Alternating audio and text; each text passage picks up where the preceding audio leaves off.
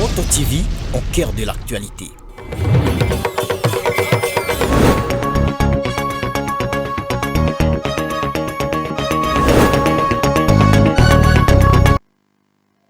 Vous êtes nombreux à nous suivre sur la Moto TV. C'est l'heure de suivre votre édition qui commence par les titres. La nouvelle société civile de Butembo dénonce la tracasserie des groupes armés Wazalendo contre la population dans la ville de Butembo et environ. Maître Mirembe Katembo, son président, plaide pour l'encadrement de ces hommes porteurs d'armes qui rançonnent et tracassent la population civile. Journée mondiale de la poésie, c'est vendredi 21 mars 2025 à Butembo. Le poète de la plume d'or a réfléchi sur comment faire de la poésie une profession. Tout pour les sommaires, les détails dans un laps de temps. Bienvenue mesdames et messieurs, je l'ai dit au sommaire, la nouvelle société civile de Butembo alerte sur la tracasserie de la paisible population par les groupes armés dits Wazalendo dans la ville de Butembo. Dans une interview accordée à la Moto TV ce vendredi 21 mars 2025, Maître Mirembe Katembo, son président, renseigne que les passants sont soumis à payer des sommes d'argent environ 1000 francs congolais pour franchir les barrières érigées par ces groupes armés. Maître Mirembe plaide pour la délocalisation et l'encadrement de ces groupes armés. Maître Mirembe Katembo, dans ses propos recueillis par Mwanamupendi Manzekele. Et nous avons l'exemple du quartier Malende et pour les positions des Wazalendo qui sont à Tabora et les autres qu'on dise des Mabina. Ils ont deux barrières dans les quartiers Malende où la population qui y passe est obligée de payer au minimum 1000 francs pour accéder aux droits ou à la liberté de passage. Alors, ils demandent combien? Ils demandent 1000 francs. 1000 francs pour les passages. Et pourtant, on est dans la ville de Butembo. L'autorité urbaine étant que le répondant direct, mais aussi les représentants directs du chef de l'État, de voir comment prendre en charge les volontaires ou les Wazalendo qui sont basés dans les environs de la ville de Butembo. Parce que ces Wazalendo ne doivent pas peser, ne doivent pas être une charge à la population qui est meurtrie par l'insécurité ou la guerre à l'est du pays. Donc les maires de la ville doivent voir comment dans ce budget prendre en charge les Wazalendo qui sont là. Mais aussi, au besoin, enlever ces barrières en pleine ville.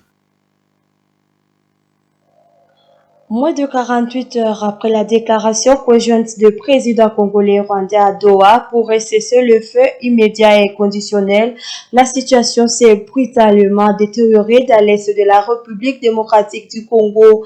Le rebelle du M23 se soit emparé de la cité des Massissi Centre, occasionnant un déplacement massif de la population. Grâce Kanik pour ces récits. Les sources concordantes renseignent que mercredi soir, après des heures de violents combats, les forces de sécurité congolaises se sont retirées pour éviter davantage pertes humaines, laissant le contrôle au M23. Les témoignages locaux font état d'une occupation marquée par la présence visible des combattants du groupe armé dans toute la ville. Pendant ce temps, l'armée congolaise, à travers son porte-parole, indique que les rebelles se sont précipités à Walikale pour le minerai. L'armée loyaliste appelle la population à riposter contre toutes sortes d'agressions. Vous voyez cette précipitation de l'ennemi vers Walikale, plus précisément à Alphamine et à Bissiyé. Cela prouve à suffisance que les minéraux de la République démocratique du Congo ont des rapports avec l'agression dont nous faisons l'objet aujourd'hui de la part du Rwanda et de ses multiples alliés. Et donc, à notre population, Son Excellence, Monsieur le gouverneur de province, le général-major Eva Somo, demande de rester soudé, d'avoir confiance en son armée et dans les Wazalendo, et de couper tout ravitaillement de l'ennemi en luttant contre le trafic illicite des minéraux de la République démocratique du Congo. Le territoire de Walikale bascule désormais entre les mains du groupe armé M23. D'importantes pertes humaines, civiles et militaires sont signalées. Ces coups de force marquent une avancée stratégique sans précédent du M23, provoquant des conséquences dramatiques sur la sécurité et l'économie locale. Revenons à la ville de Butembo. Le pont se trouva dans la concession de l'État près de l'abattoir public de Butembo est en délabrement. Les murs de soutènement ont déjà cédé. Ce pont présente un danger pour les usagers, comme l'a constaté ce vendredi Moto TV, votre chaîne. Suivez le reportage de Mirembe Kitawite rendu par Clémence Nengo. Les ponts se trouvant dans la concession de l'ITAF à hauteur de l'abattoir public de Butembo se trouvent dans un état de délabrement. Ces ponts relient le centre-ville de Butembo à certaines cellules du quartier Vutete. Il est le raccourci emprunté par plusieurs habitants pour éviter d'emprunter la route principale. Ce pont a déjà cédé et n'est plus praticable pour les véhicules. Les piétons et les motocyclistes continuent à forcer les passages à cet endroit à tous les risques.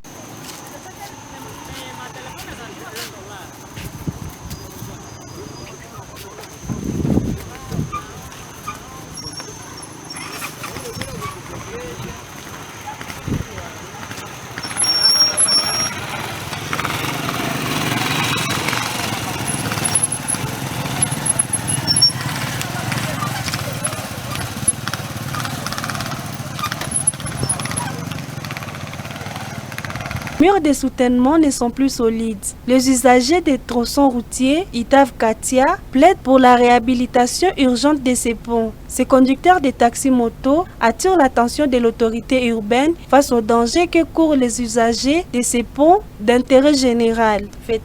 Les riverains de ces ponts accusent l'extraction du sable dans la rivière à cet endroit de causer le délabrement de ces ponts. Pourtant, il semblerait que de l'argent est perçu pour les services de l'État auprès des personnes qui extraient du sable. Votre média avait travaillé sur la probabilité de ces ponts de céder, avait d'ailleurs rencontré l'autorité de l'entité de base pour les questions les concernant. Autre chose dans ce journal, l'humanité a célébré vendredi 21 mars 2025 la journée mondiale de la poésie. À Butembo, le poète de la Plume d'Or se sont réunis pour mettre un cachet à cette journée. Dans une assise, le poète a tablé sur comment vivre de la poésie, transformer une passion à une profession. Georges Lomba a couvert cette activité culturelle rendue par Eugénie Moussivirois. Et sur le prédit, j'ai vu Dieu de mes yeux. Il était en colère. Une série de poèmes déclamés par des poètes ouvre l'activité au CLAC Butembo. Des participants montrent un visage de satisfaction. Ici, Antonio Mireo, l'un des poètes de la Plume d'Or, répond à la grande préoccupation des participants, celle de comprendre comment vivre de la poésie.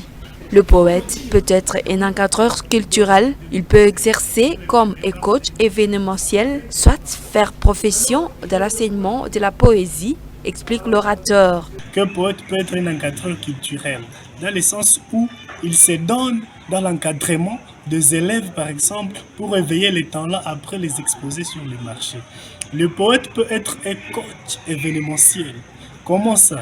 Le poète est un coach événementiel dans le sens où il peut organiser les événements pour les citoyens ou les habitants de la terre. Donc si un citoyen a un événement organisé, le poète peut l'aider. Le poète peut être aussi un professeur, un enseignant. Donc enseigner aussi la poésie, enseigner de bonnes mœurs, de bonnes vertus. Et le poète c'est un messager aussi.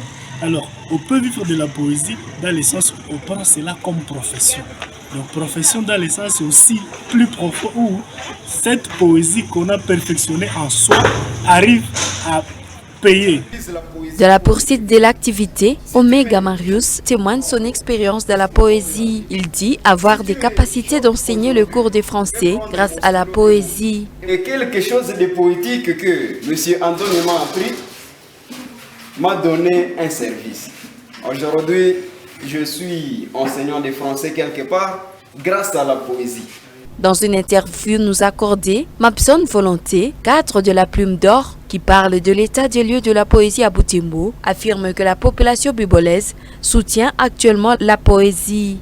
Ce qui explique que plusieurs poètes de Butembo, Odor, aient déjà emporté plusieurs fois de prix dans leur participation aux compétitions poétiques nationales et internationales. Les prix, on a beaucoup. Il y en a beaucoup, je ne saurais pas au fait tout évaluer. Parce que si j'ai bonne souvenance, tout commence en 2012 avec le concours européen de la poésie, quand on a occupé la 4e place. Et puis on a eu une coupe en 2015 et en 2017 pour le même concours. Avec la Bénévolencia, en 2024 en décembre, on a gagné le premier prix de la région de Grand Lac. La journée de la poésie a pour objectif de promouvoir la lecture, les cultures, la publication et l'enseignement de la poésie dans le monde entier, selon l'UNESCO.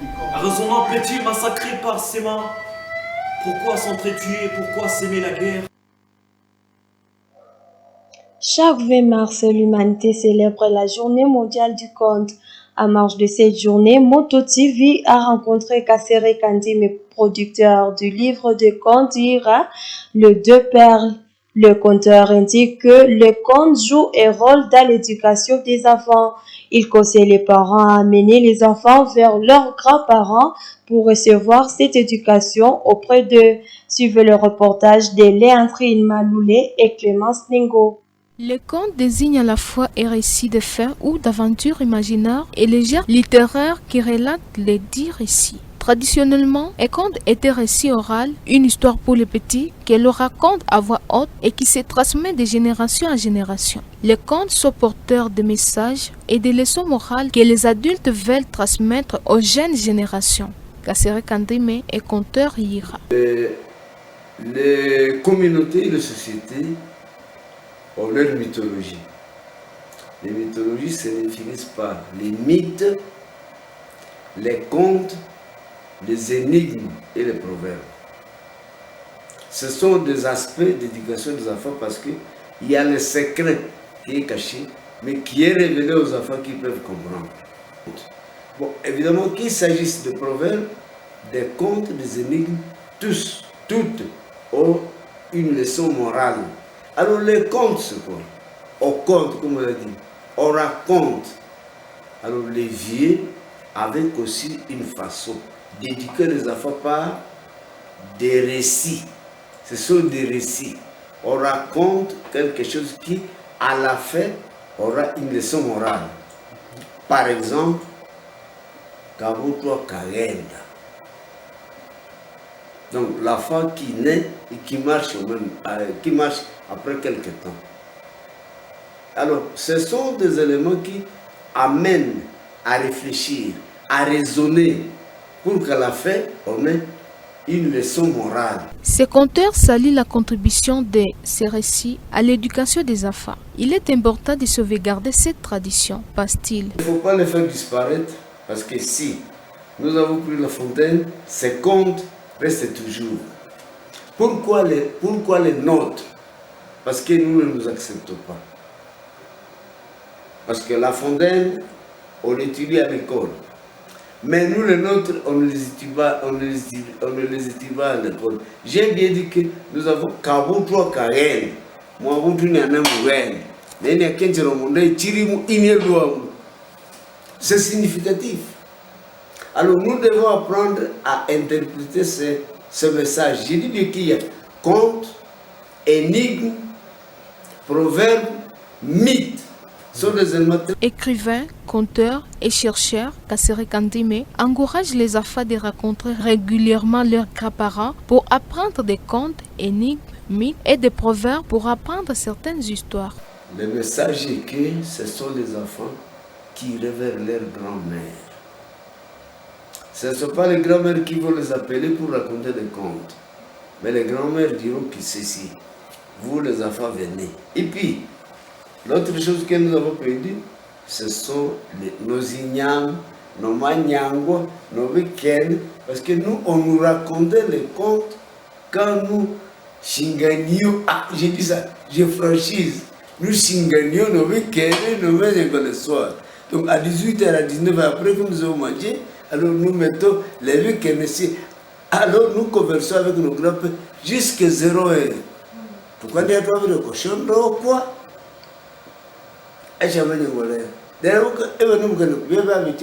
À en croire cet écrivain et conteur Hira, l'important est de retenir la leçon morale de l'histoire racontée.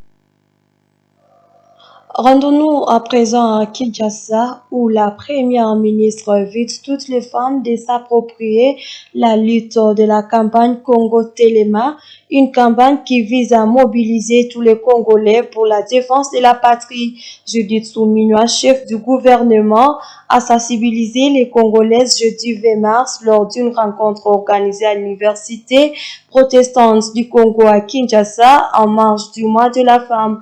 Nous vous proposons de suivre ces propos qui ont été recueillis à la RTNC. Congolais Téléma, ça veut dire que tout Congolais et toute Congolaise aujourd'hui doit se lever pour dire non, pour ne pas à ce que l'intégrité territoriale et la souveraineté de notre territoire soient bannies. Nous devons la respecter et toutes les femmes doivent porter ce message parce que c'est ça le plus important, porter ce message de patriotisme pour que tout le monde et particulièrement nos militaires au front, les Wazalendo, sachent que la population congolaise les soutient et particulièrement les mamans parce que nous avons aussi des sœurs de l'autre côté qui subissent les violences, qui subissent les affres de cette guerre et que toutes les Congolaises, toutes les jeunes femmes ici présentes soutiennent toute cette population. Sport à présent dans les cadres des éliminatoires la RDC vient de gagner un but à 0 face au Soudan du Sud ce vendredi 21 mars. C'est la fin de cette édition. Merci de nous avoir suivis. Au revoir.